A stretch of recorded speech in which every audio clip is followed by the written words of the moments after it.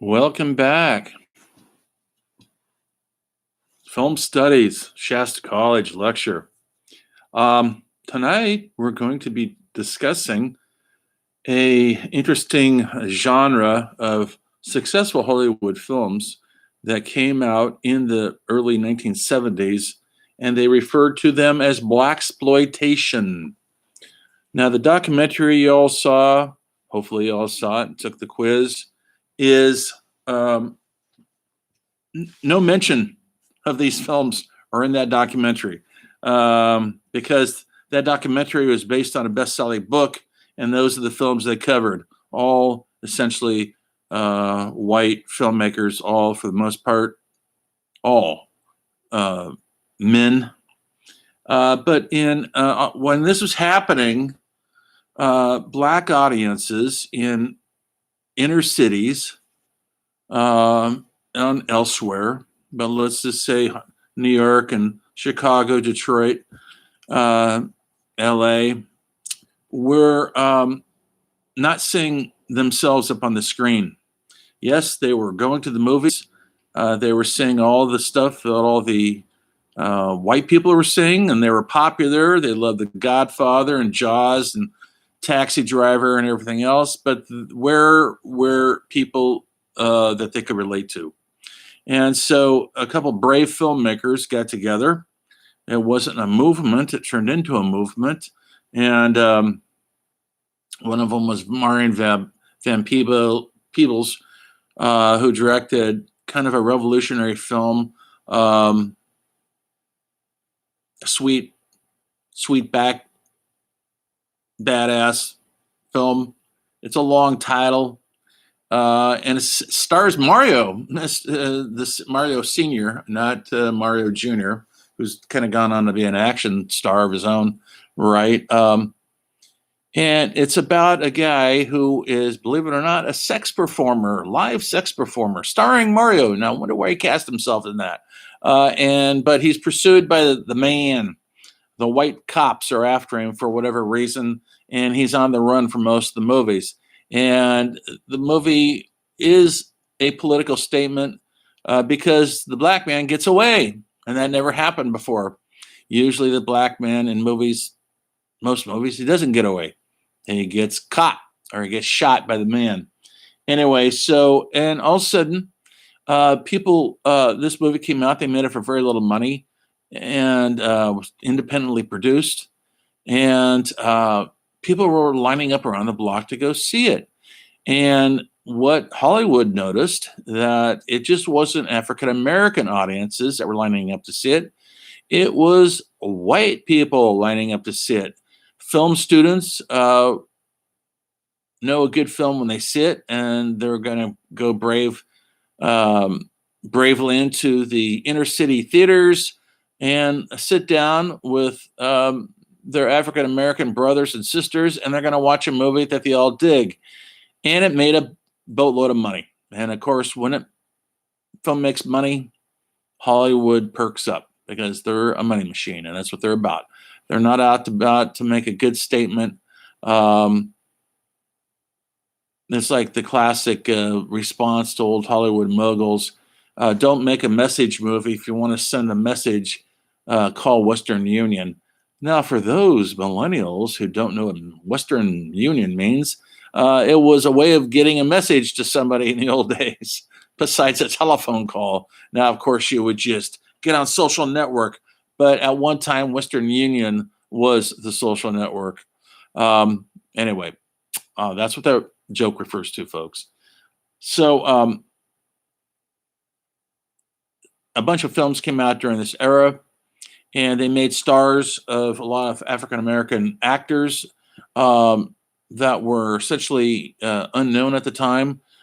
And another film that came out almost the same time as the Mario Van Peebles movie it came out was Shaft, which was essentially for a white actor to be in it. But then Hollywood saw that maybe there was some money to exploit, thus the term Blaxploitation, and they cast Richard Roundtree in it.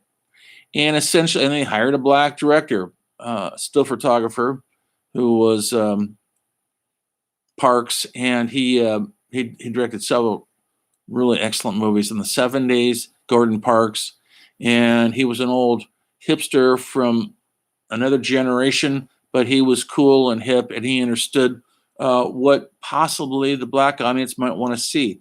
And essentially, when you see Shaft, maybe you've heard of Shaft, maybe you've heard the music from Shaft um, by Isaac Hayes. It's been on the radio for 40, 50 years now. Maybe you haven't. Maybe you should. It was another revolution. But essentially, Shaft was essentially almost a black James Bond. He was a cool, happening dude in great clothes and an action hero, and he wasn't fighting black or white. He was fighting for good and justice, just like James Bond does. And it was a huge hit. And then really Hollywood perked up, and now there's going to be a slew of these films being made. And they star a lot of sports heroes of the day, like Jim Brown, the running back, started making these movies as an actor. Fred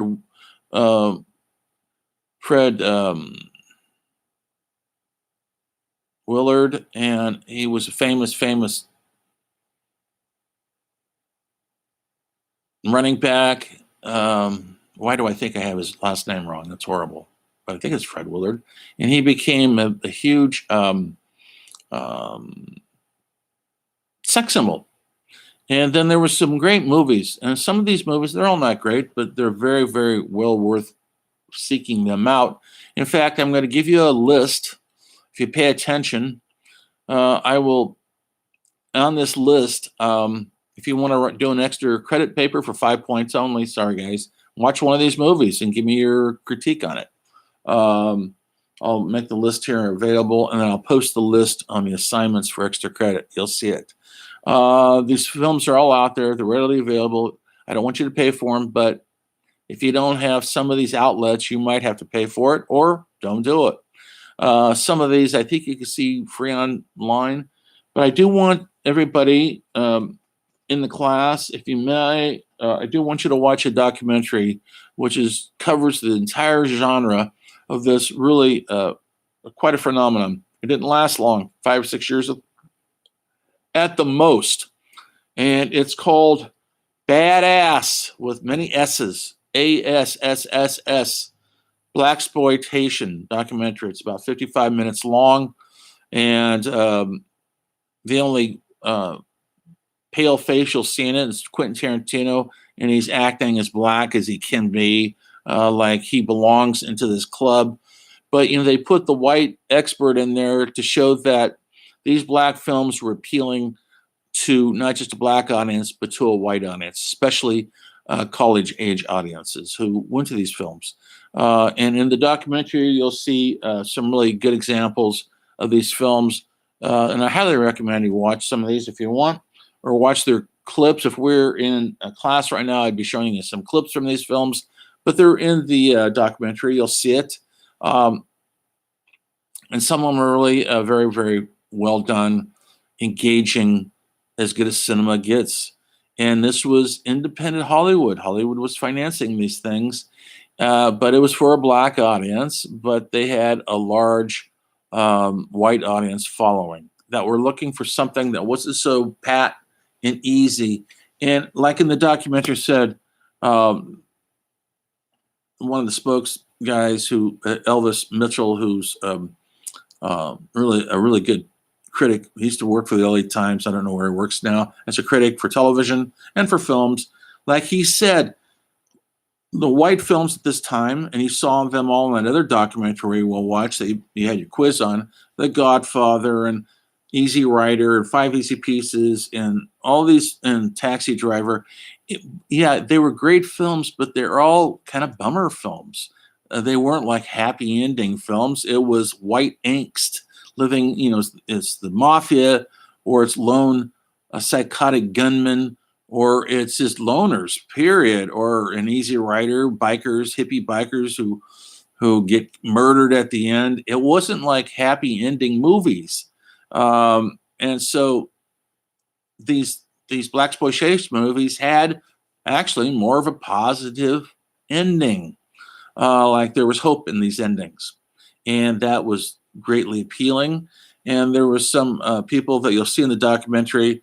Um, um, Pam Grier, who is still acting. She's been in this series called The L Word. Maybe you've seen it, about lesbians, although she plays one of the few people that's not a lesbian in it.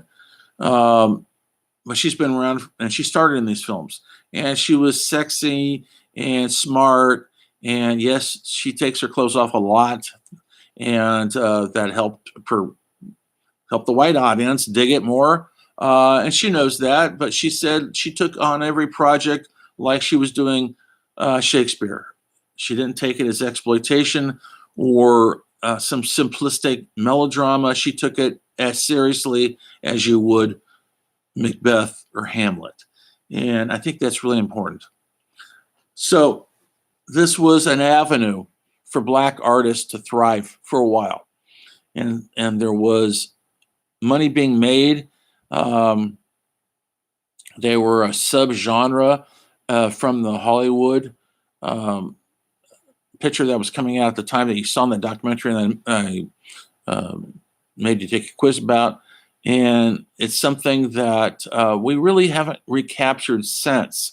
Yes, we've gotten better, but only till recently, a little. The 80s, you didn't see too many African-American filmmakers except for Spike Lee, who somehow crept under the barbed wire somehow.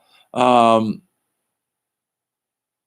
then later on in the 90s, there was some really good movies made, like Boys in the Hood, or one which I'm not a big fan of because it has a happy Hollywood ending that I kind of think I don't believe in. But John Singleton just died this year, very young man. I think he was just 50.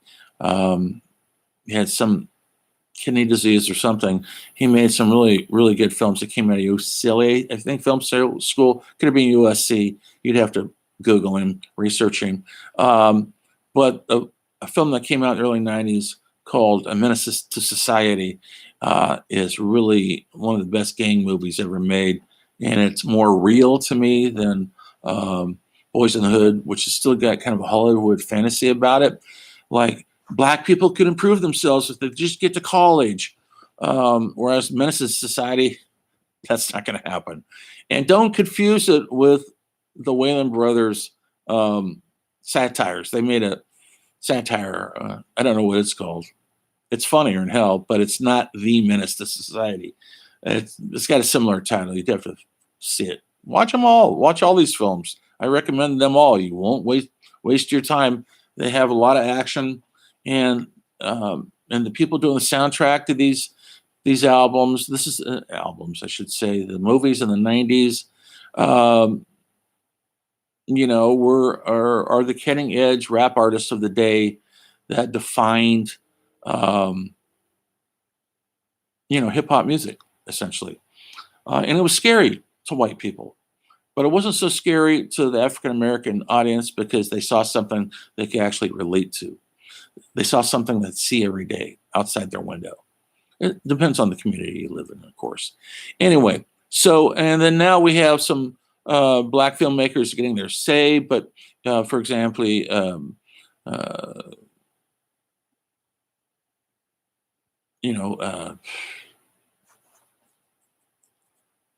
Keegan, who directed, I'm forgetting the name of it. He did two really good horror films recently, and they made a boatload of money. From Key and Peele, he's a really smart writer, director, performer, and he did the two really great horror films. And I'm not a big horror fan, but his are really smart and really clever and truly horrifying. Maybe you've seen them. Drawing a blank, you know what I'm talking about. They came out in the last 2 years, and his one movie went on to make $200 million, or no, $1 billion, I think. And when that kind of money comes talking, Hollywood perks up. They love a money machine. And recently, he's been doing the television series that he recreated, or brought back, I should say, Twilight Zone. And but there's others too out there. Recently, we just had comic book hero Black Panther was a huge hit movie, directed by a African American, starring African Americans, and it made a boatload of money. So there's proof that it's just not for a black audience; it's for anybody who digs a good movie. But that's what. But it's still hard to get your stuff made unless you're going to work in a genre like comic books or horror films. We're not seeing a lot of. We're seeing some, but not a lot of socially relevant African American movies right now. But there has been a few. Recently, they did. If you saw 12 Years a Slave, that's a brutal, brutal movie made by Steve McQueen, right? Who's directed some incredible, hard to watch, brutal films. When I say brutal, I don't mean physically brutal. I mean mentally and emotionally brutal. He did one called, I'm drawing a blank right now because I didn't, was it called Hunger? About the guy starving to death in jail, based on a real story, real guy in Ireland. And then there's been others recently. Spike Lee's still making movies out there, and he's always had a crossover audience. And my question to you is, I want you to look at this documentary. And remember, I'll post it in discussions. What to discuss? It's called Badass with a bunch of S's, Blaxploitation documentary. You'll see it come up. It's 55 minutes long. It's on YouTube. It's free. Please watch it, take notes and learn from it, and maybe seek these films out. If anybody wants to write about one of these films for extra credit, you can. And I'll post a list on extra assignments, but they're only going to be worth 5 points. And I'll put a due date on it and the whole bit if you want to do some extra credit. Because I want you to look at these films. And if besides bribing you with, a latte, which you probably don't even drink, I'm bribing you to watch these films with extra credit. You still got to go to work, but that's how you learn. Anyway, check out the Blaxploitation. I'm not thrilled with the term. And in the documentary, you see Samuel Jackson. He goes, I don't know what they're exploiting. Well, that's kind of naive, I think. He says, what are they exploiting? Well, they're exploiting a culture. They're exploiting it for everything they can get out of it. Exploitation is not a bad word if it's done or good. I mean, there's been sex exploitation. There's been all sorts of, they used to call porn movies were exploitation. They're exploiting sex. They're not trying to show sex as a thing that's going to cure society. They're exploiting it. They're exploiting hot women. They're exploiting gay culture, hot men, if you will. And that's exploitation in a way.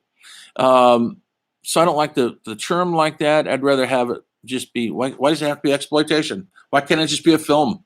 Why does it even have to be called black filmmaker or black director? Who cares? We got to get past this. What does it matter? Next week, I'm going to do women filmmakers. It's the same way. Why does it have to be a separate entity in a separate genre? And we're never going to stop defining them like that. But 2 years ago, I don't know if you remember the Academy Awards. The Moonlight, it was called Moonlight, if I believe. It was done by an African American actor with African American cast, and it won the Academy Award for Best Movie. And maybe you saw the awards that night, but the guy who was announcing the awards, it was Warren Beatty, by the way, who probably should retire from public speaking. God, I love the Warren Beatty and Bonnie and Clyde and Shampoo. Let me tell you, great movies. But he mistakenly said Best Picture, La La Land, and all the people, producers, directors, everybody maybe saw it, came up to the stage and they're all congratulating themselves. And then someone reread who really won. It was this Moonlight one, totally different. He read the wrong thing. And they go, there's been a mistake. You can see it. You can watch it on YouTube. And the Moonlight people were African American. And there's all these white people up there. And all of a sudden, 25 African American filmmakers and actors and performers all got up in mass. And they're all on the stage with the other people. And I go, that's too bad, because the spotlight was taken away from them. And I don't blame Warren. He just didn't read it right. And I can't remember who he was with. The presenter he was with, it was a woman actor, and she saw that he read it wrong and wanted to correct him right then and there. But he's a powerful, powerful man and didn't feel like he should be corrected. But it's a sensitive issue. We still walk around the terms. And I'll tell you right now, and I agree with Spike Lee on this one, Spike Lee doesn't like Tarantino using the N-word for his movies, and either do I. He doesn't have a right to them. That's my opinion. He is, but Spike Lee does have a right to them. Is that right or wrong? I don't know. You could talk about that in your discussion. White directors who characters spout the N-word all the time in casual conversation. I'm not talking about they're making a movie about the KKK or something. That's something different. Or the guy's supposed to be a racist asshole. That's something entirely different. I'm talking about they casually throw it out there like it's okay. And Tarantino does that. Watch Jackie Brown. It's not really white people throwing it around. It's Samuel Jackson throws it around. And it gets tiresome, I feel. And I personally find it a little degrading. Maybe I'm wrong. What do I know? Besides, I've lived a little, seen some stuff, and lived through some assassinations. And, but I'm not African American, so I've had it easy. So on that happy note, watch this documentary, start the discussion. I'm still grading your papers. Don't bother me about those, because, it's the new world order. And when we're done with the class, all your papers will be graded, and we will move on and live great lives and watch great movies. And maybe you'll make some great movies. I hope you do. We need some new voices out there, and you guys are the future. On that happy note, I'll see you on the flip side. Peace out.